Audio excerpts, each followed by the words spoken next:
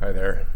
My name is John Forrester, and this is, maybe you've heard this before, and I'm a life coach and a certified jackass and a motivational speaker, and I like to talk about change and growth, and I like to talk about what you're capable of as a human.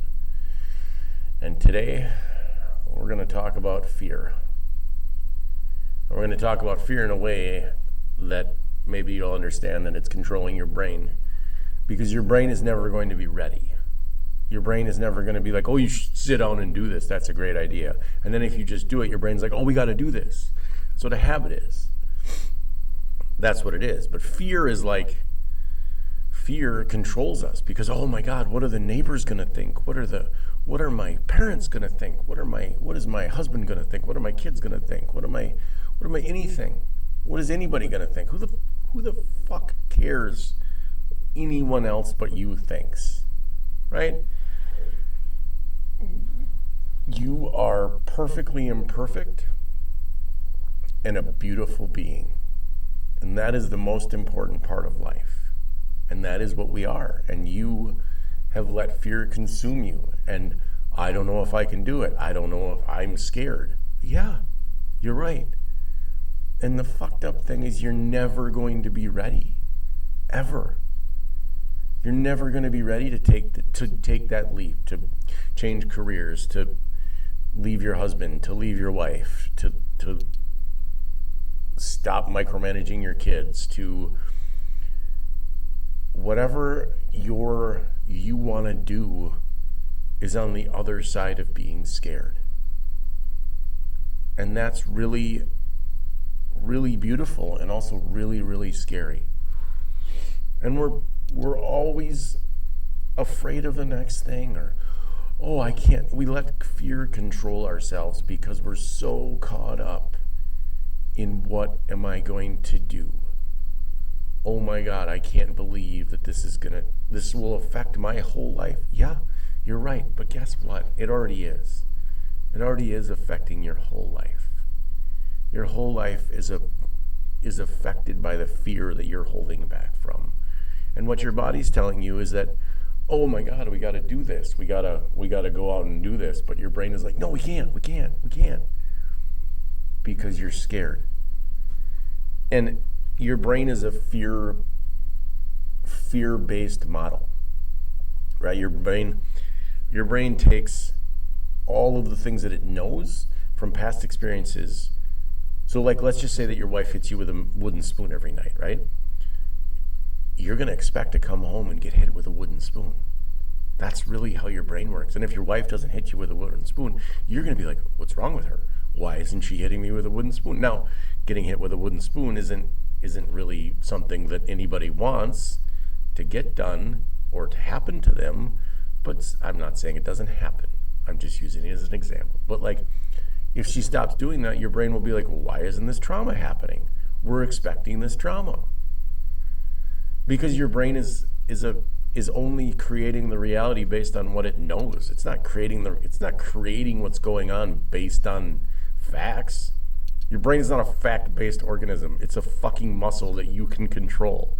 And you can tell it to not be scared. And you can tell it, well, we're going to do this. We're going to make a video. Or we're going to, whatever we're going to do. Whatever you want to do, you can do it. Because at the end of the day, life is really short. And the only thing that matters is that you're happy. And if you're happy, that's amazing. You are responsible for you. And when you try to go out and make everybody else happy, you get into some problems. There's just things that don't work out. Because we've been conditioned as humans by our parents to care about what everybody else thinks. And no, I'm not saying go out and be a dick. Okay? Don't be a dick. You don't need to be a dick. Being a dick is bad. Treating people like shit is bad. Making everybody around you miserable is bad because you're miserable, and that's just the way it is. You're just a miserable prick, and that's okay. You can be that. You can be a miserable asshole. You can be that. But you can't be upset when somebody does it back to you, or when somebody looks at you and says, hey, shut the fuck up. You're being an ass bag. Hey, let me shove this cornhole bag down your throat. How about that? Would you like that? Do you need that? Or let me shove this bowling pin through your ear. Or whatever somebody would do to you when you're being an asshole. But we live our lives based on what everybody else thinks of us because we're so afraid of being real, of being ourselves. Just fucking be yourself.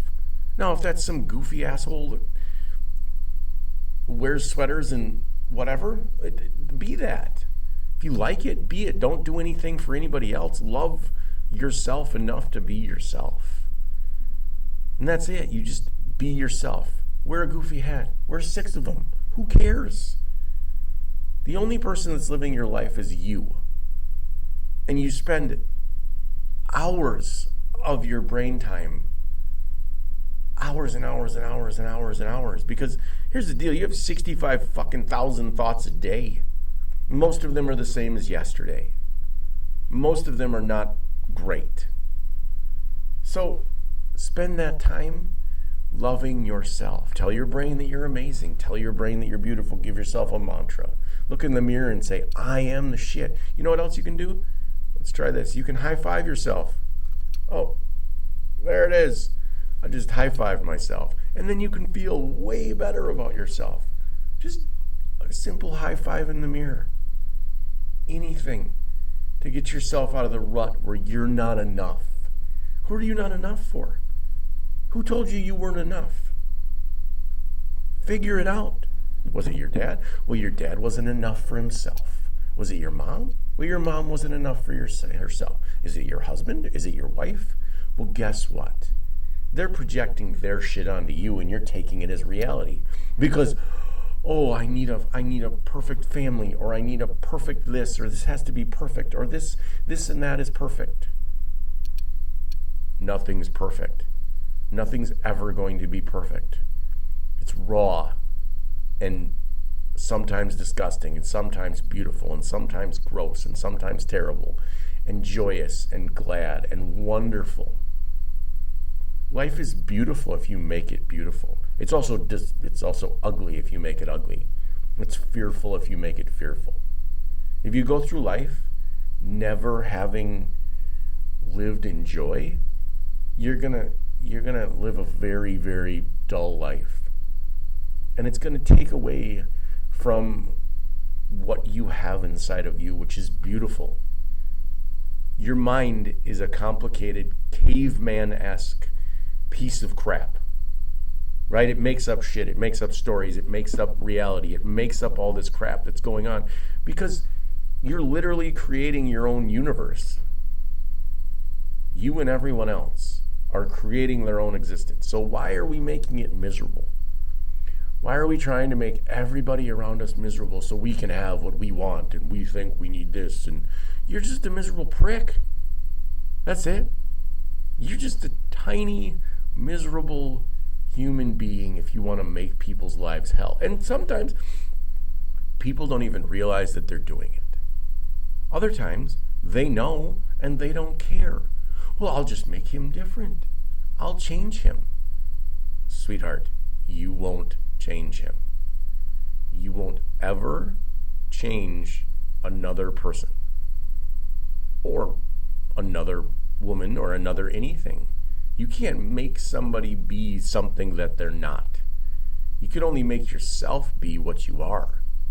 So why are we changing? Why are we so afraid of being ourselves in the existence of right now?